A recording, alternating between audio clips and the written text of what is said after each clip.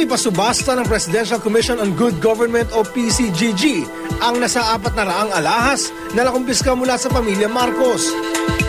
Kabilang ito sa tinatawag na Hawaii Collection na nasabat ng gobyerno ng Amerika nang magtungo ang mga Marcos sa Honolulu, Hawaii noong kasagsagan ng 1986 People Power Revolution. Sa uling pagtataya, aabot daw sa $2 million o mahigit 82.4 million pesos ang halaga ng nasabing koleksyon. Bukod sa Hawaii Collection, nariyan pa ang Romelio Test at Malacanang Collections na nagkakalaga ng mahigit $13 million o mahigit 530 million pesos. Ang pagsusubasta sa mga alahas na nakumpiska mula sa pamilya Marcos, pag-uusapan natin kasama si Maring Winnie Monsod.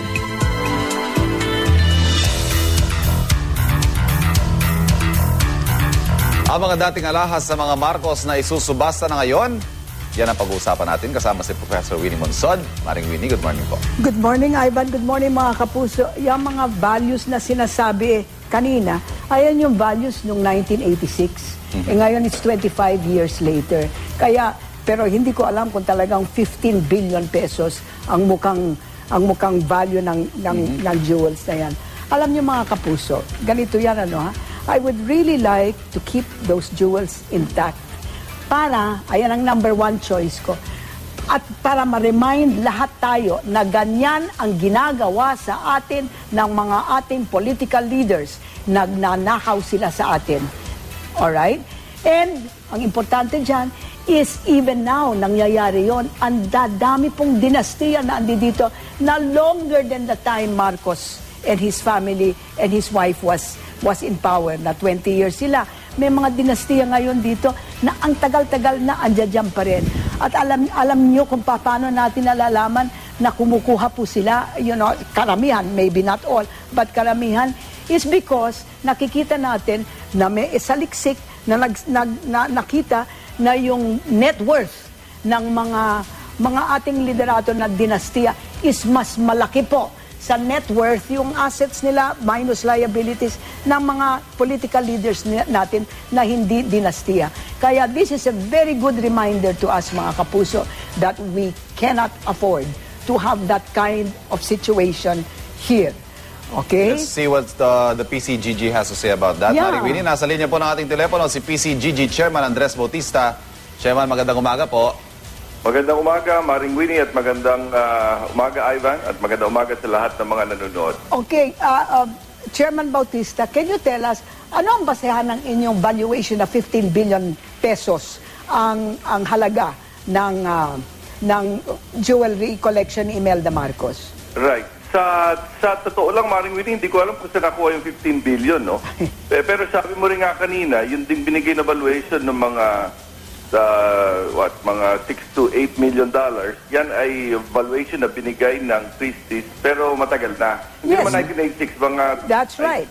Mga 2,000 yata binigay, no? The assumption is nag-appreciate ang value. Gawin na magkaroon ng bago valuation, pero kasi nga ngayon, ang aming layunin ay hindi muna isubasta o ibente. Ang gusto namin ay i-exhibit. Sabi nyo nga, ito'y isang mekanismo ng pagpapaalala, no, sa ating mga mamamayan kung anong nangyayari kung ang pera ng bayan ay linulustay, no? So, wala po kaming planong isubasta ngayon. Ang gusto lang po namin ay magkaroon ng exhibit. Hindi ba pwedeng permanent exhibit yan, Chairman Bautista, para talagang makita doon sa mismo sa Central Bank para makita ng tao kung anong klaseng rape ang ginawa sa bayan ng mga Marcos? Oo, well, yan po magiging desisyon po ng ating mga political leaders, no? Yeah. Kami, ang gusto lang namin ngayon, kasi ang tagal-tagal na, 27 taon na nakalipas, hindi pa nakakita ng taong bayan kung ano ang mga alahas. Oo nga. Opo. Kanila yan eh. Opo. Chairman Bautista, accounted for ho ba lahat yung mga alahas? May mga bali-balita po kasi kulang-kulang na eh. Well, ang ginawa namin nung kami pumasok noong 2010, kasama ng Office of the President at ng Bureau of Customs, gumawa kami ng inventory ng mga alahas na ito. Inuna namin ng mga litrato. Meron kaming ginawang catalog. Ngayon, kung may kulang dyan, hindi pa namin sigurado. Ang hinahanap namin, kumbaga yung baseline document noong 1986, no? Kung kailan man nakuha itong mga alahas na ito. Pero masasabi namin, marami pang alahas, marami pang mga piyesa na nandyan. At meron mga talagang magagandang alahas na nandyan. Tay muna, Andy, when was the last time that this entire collection was valued? In 2000? Somewhere there, yes. And what was the total value? They had a low estimate of 6.3 million to a high estimate of 8.5. $6.3 million for that kind of jewelry. I thought there were more than 500 pieces, for God's sake. Yes, kaya lang, meron pong mga ano dyan eh. May mga, kumbaga, mga trinkets lang. Pero meron din naman talagang magagandang mga pyesa. Ay, naku, 8 million daw. Huwag nyo nang ipagbili para makita ng buong mundo kung anong ginawa nila. Kasi alam nyo ngayon hindi ba binibili ang boto natin ng mga politiko? Saan nila kinuha yung perang yon? Kung hindi sa atin rin. Tapos tayo pa may utang na loob. Ano ba yan? Opo, Chairman, tanong lang po, ito ho bang pagsubasta na ito, should it push through, hindi na ho ba ito mahaharang ng pamilya Marcos? Right. Well, hindi muna subasta, Ivan, no? Ang gusto lang natin gawin ay i-exhibit. So, wala po ng auction. Exhibit muna, tapos later on, pag-usapan kung anong dapat gawin. Well, bakit hanggang ngayon nasa Sandigang Bayan pa yan, Chairman Bautista? I mean, the Supreme Court already ordered, I don't know how long ago, that ito ay ill-gotten wealth. Hindi ba automatic forfeiture yan?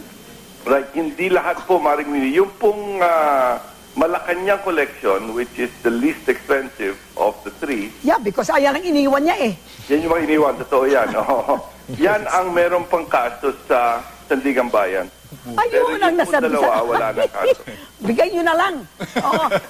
Iniwan Mga kapuso, sinubukan po natin mag-imbita ng kinatawan ng pamilya Marcos pero hindi po nila tayo pinaunlakan. Chairman Bautista, maraming salamat po sa inyo. Thanks, Andy. PCGG Chairman Andres Bautista at syempre kay Maring Winnie Monson. Have a nice day mga kapuso at huwag kayong magboto sa political dynasty.